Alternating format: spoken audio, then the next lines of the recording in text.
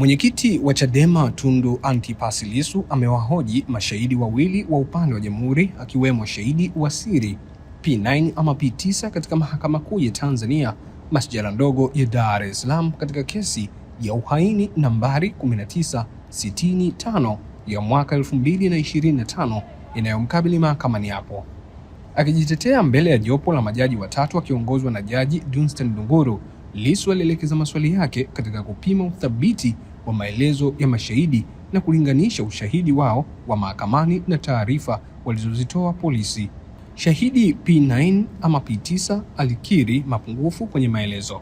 Shahidi huyo ambaye ni dereva wa pikipiki kutoka Mbeya alikiri kuwa aliandika maelezo yake polisi Aprili 22 ya mwaka 2025 na kwamba angeyatambua akionyeshwa. Pia alithibitisha kuwa maelezo yaliyowasilishwa mahakamani hapo ni yake. Hata hivyo, wakati wa dodoso, Lissu alibainisha kuwapo kwa tofauti kati ya ushahidi wa mdomo na maelezo ya maandishi.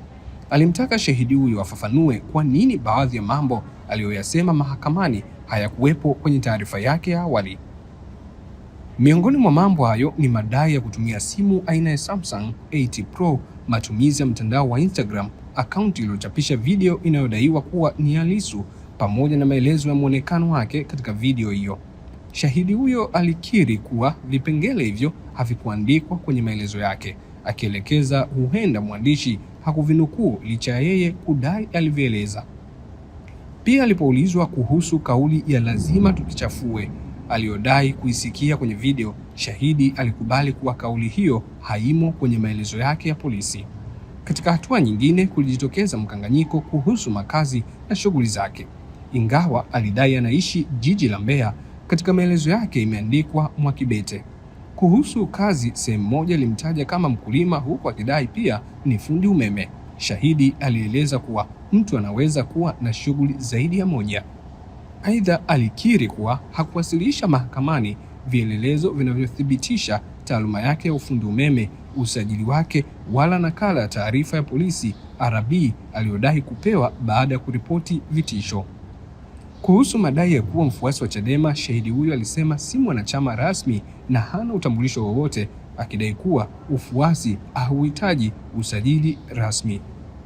Kwa upande wake, askari amani naye alihojiwa, ambapo mbali na shahidi huyo P9 ama P9, shahidi mwingine aliyedodolewa ama kuulizwa maswali ni askari wa jeshi la polisi Detective Koplo Amani mwenye umri wa miaka 35 anayehudumu katika kitengo cha upelelezi wa makosa ya jinai CID Mbeya chini ya ofisi ya OCCID.